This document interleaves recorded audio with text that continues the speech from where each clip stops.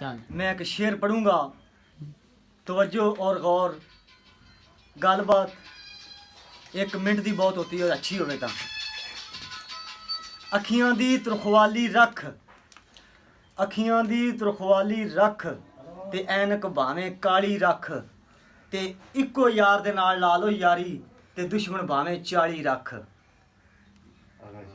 Very good. میاں نال یاری لاؤ، میاں خدا سے نال یاری لاؤ، یاری کوئی یار نہ بڑی ہوندی، گھنے یاراں دی لوڑ ہی کوئی نہیں ہوندی۔ چلو جی، چلو جی، شیر بازی لے گیا، ایک ہی رولا پہ گیا بس شیر بازی لے گیا، ایک ہی رولا پہ گیا بس شیر بازی لے گیا۔ پی ٹی آئی ختم ہو چکی ہے، بس بیٹا گھبرانا نہیں، آرام نہ ٹکنا ہے۔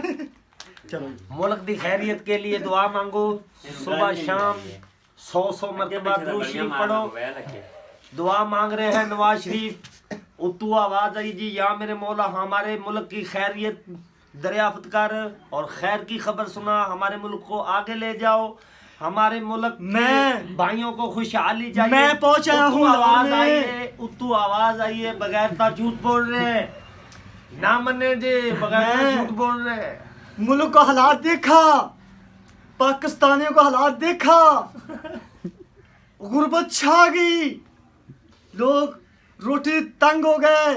میں جب انشاءاللہ روٹی 4 روپے کی تھی، اب روٹی 5 روپے کی ہو چکی ہے، انشاءاللہ میں روٹی کو نیچے لے کر آؤں گا۔ ہم کسی سے گلہ نہیں کریں گے، ہم کسی سے شکوہ نہیں کریں گے، ایک ہی آواز اٹھائیں گے، وطن کی مٹی مجھے ایڈیا رگڑنے دے۔ ہمیں یقین ہے رستہ خود اپنا راستہ دے گا، ہمیں یقین ہے چشمہ یہی سجے گا، اور انشاءاللہ ملک کو ایک ہی آواز اٹھائیں گے، ملک کو آگے بڑھائیں گے نہیں، آگے دبائیں گے۔ چلو چل بس۔